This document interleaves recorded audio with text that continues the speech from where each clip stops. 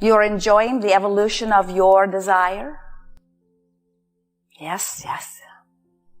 And the contrast that brings that desire into clarity, you adore as well? Remember, we read your vibration. In fact, it is not necessary that you ever speak your desire, for your desire is always known. And your known desire, which you are continually amending, it's the nature of the time-space reality in which you are focused. As that continual desire is continually amended, Source continually recognizes and continually answers to perfection. So that every new desire, or every addition to an old desire, or every new idea, every new preference, no matter how broad, bold, or subtle, is recognized, understood, and answered every single time. And the love with which it is offered is beyond human description or comprehension. It is important that you be somewhere in the vibrational vicinity of your own desire. And when you are, evidence of things happening to help you, to satisfy you, to answer your request, come forth. It is important that you know this one thing about the creative process in order for things to go smoothly for you. When you ask, it is always given every single time. But if you keep asking from a place of believing that it has not yet happened, then you hold yourself vibrationally apart from what you are asking for. When you have not enough money and you keep asking for more money, and every time you ask for more money, it reminds you that you don't have enough money, what happens is you keep active within you the vibration of not enough money. And as long as that is the dominant vibration within you, the thing you're asking for cannot come, because you are vibrationally different from your own desire. So a way to understand that and work with it and get around it is to understand that there is step one, which is your asking, and you will never stop asking. And there is step two, which is Source answering your request. That's not your work, and it happens every time. And step three is the you getting into the receiving mode of what you're asking for. Now, what we see happening with so many of you, with things that you really, really want, things that really matter to you a great deal, you seem to keep beating the subject. You keep it so active within you. You talk about it so often. It's sort of like you think you are 4 years old and you are asking your mother for something, and she's not really hearing you because she's busy in her own world, and she seems to you like she is the avenue through which all your good flows. And so you keep pestering her, and you learn in time that the more you pester, the more you eventually get her attention, although sometimes it's not attention you really wanted from her. But you come away from those early experiences believing that if you can really speak a plaintive case of lack and pain, that someone will come to your assistance, and your mother often does. But she teaches you poorly, because she gives you the impression that if you can keep activated your pain and your lack of what you want, that someone will come to your aid and fill the void. And that defies the law of attraction.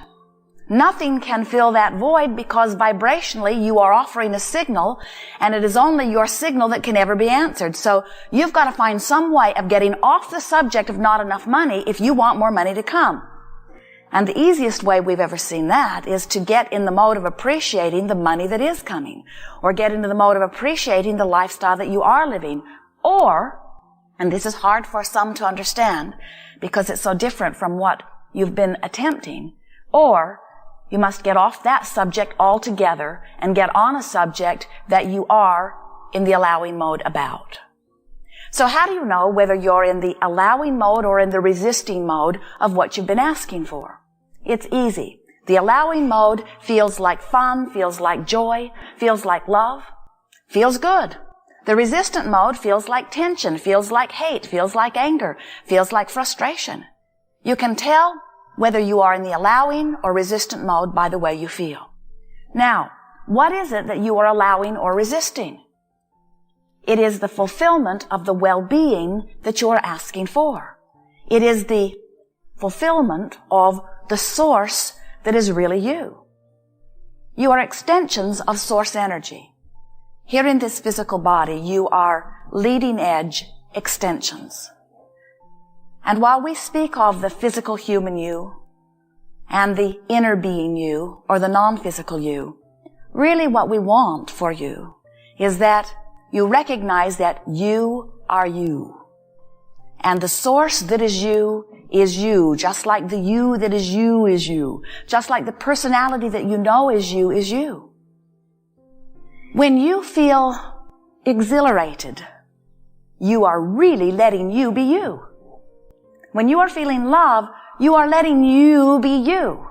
You are full of you. But when you are angry or frustrated or fearful, when you are in that emotional pain, then you are focused upon something that has activated a vibration within you that has you different from you. In other words, you're like the radio that has adjusted your dial just a little bit off signal of what you're really wanting to receive. So when we talk about being in the allowing mode or being in the receiving mode, we're always talking about being in the mode of letting the well-being that is really you, the clarity that is really you, the energy that is really you, the knowing that is really you, the wellness that is really you, the abundance that is really you, be manifested right here, right now, where you are. So this now moment is where all of your power is, because now is where you meet you. Now, we know we're doing it too. We're talking about you meeting you, which sounds like two yous meeting. And what we're really wanting you to feel is the combination of you expressing in this time-space reality. So how can you tell what you're doing in this important juncture where the source that is you meets the idea that you are focusing upon in this moment? In your moment of love or in your moment of joy, you are using this now moment in a very powerful way. Because in this now moment, you are choosing a thought which activates a vibration within you that causes no resistance, so you are fully allowing you to flow. And under those conditions, you thrive. Under those conditions, you line up with circumstances and events that help you to accommodate a comfortable, joyful, provocative, interesting unfolding that satisfies all of the things that you've been asking for. So the contrast of your time-space reality is such a wonderful thing because the contrast inspires. You often say provokes. We say evokes. You say provokes. We say inspires. You say prods. The contrast inspires you to this clear new desire. And sometimes you're in the midst of something that feels so bad, and out of it you're shouting, no, I do not want this. But every single time that you are in the place where you are clearly knowing what you do not want, whether you can speak the words in a positive way or not, you are shouting to the universe what you do want. And Source hears every bit of that. But then you gotta find a way to, as quickly as possible, get out of the screaming for what you are wanting mode from the place of not letting it in, into an allowing place. Meditation is the ultimate allowing place because you quiet your mind so there is no contradictive thought. Appreciation is a tremendous allowing space because in appreciation you are lined up with that which is your source. As we're moving forward here today, we'll talk about all kinds of different things that you might do to get more into the allowing mode. And we can't think of anything that is more beneficial for you to practice or to hear or revisit because as deliberate creators, you are continually coming to clarity about what your preferences are. But quite often, you are not a vibrational match to the very preferences that you have preferred. So that's why we are calling this gathering the art of allowing, because that is really where your emphasis is. Your emphasis is upon bringing yourself vibrationally into compliance with your own desires. As you made the decision to come forth into this creative environment, you knew that there would be a tremendous amount of variety. You never expected everything to be all finished in some state of perfection, because you understood when you made the decision to come forth, and from your broader non-physical perspective, you understand that there is no ending to anything. You understand that there is only expansion, that this is a universe that never ceases to expand. And so, as you came forth into this environment, you knew that the variety would be tremendous, and you knew that from that variety, you could choose those things, line up with them, and then they would be your experience. And you never once said, I'll wait until that mess gets cleaned up before I come forth. You never once said, I need everything to be just the way I like it before I come forth, even though that's the way many physical humans behave today. Many of you say, I cannot feel good under these conditions because these conditions keep me from feeling good. And we say, you have forgotten about your point of focus. You have forgotten that you can look anywhere in your time-space reality, and whatever you give your attention to activates a vibration within you. That's a really key thing to focus upon. Whatever you are giving your attention to activates the same vibration within you.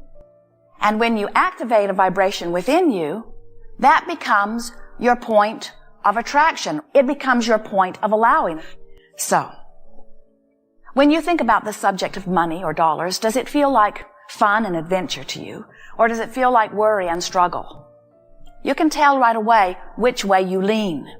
When you think about your dominant relationship, does it feel life-giving? Does it feel full and expansive? Does it feel good to you? Or does your dominant relationship feel like struggle or bondage? You can tell which way you lean. When a subject comes up, you've got to think about it. And you're going to think about it where you have practiced it most. And by most, we do not mean if I've thought this thought that didn't feel good for 10, 20, 30, 40, 50 years, and now today, I don't have access to any other thoughts because I've thought that most, and I might not have 50 more years to turn it around.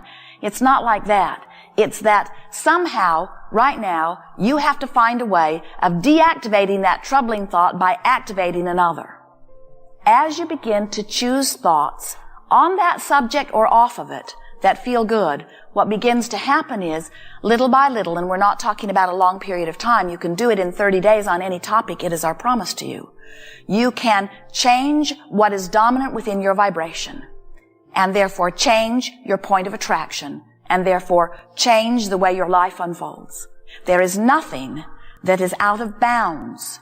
You are the creator of your own experience. You are the only one who can vibrate within you. You are the only one who can think your thoughts. You are the only one that can activate the vibration in this point of attraction. So we know that things have happened, or there are people in your life, or there are things that you are focused upon, that it just feels like when you think about it, you cannot help but feel the way you feel. But we're here to tell you, you can focus around it. You can focus otherwise. You can focus within it. Little by little, you can take the most troubling experience or relationship and change it to something that feels better. Or you can learn to ignore it and focus upon the things that already feel good, and you can change your point of attraction. This is the big thing to know about step 1 and step 3. Let's say you don't have enough money. Let's say you're really worried about it. Let's say the bills are piling up. Let's say you are feeling very, very uncomfortable about it. Let's say that it seeps through many, many, many, many minutes of your day because its tentacles reach into so many different aspects of your life. So there you are in this very uncomfortable place on that subject. You could pet your cat on a regular basis, and while you're petting your cat, you're not doing that resistant thing. You could meditate for a little while, and while you're meditating, you're not doing that resistant thing. You could sit by the stream or go someplace that feels good. You could have a nice meal. You could appreciate some child's face. You could find a series of things that you decide that you will focus upon, and as you choose those better feeling things, because nothing is more important than that you feel good, you will give less airtime to the vibration that has been holding you in the place of not enough money. And so when you sit to pay your bills, you may have a traumatic 20 or 30 or 40 or 50 or 60 minutes occasionally, but it doesn't need to permeate every moment of every day. And the reason that it does seem to permeate so many moments of so many days is because you still think, in many cases, that you are asking from some source that needs to hear your plight before it is willing to give up the goods.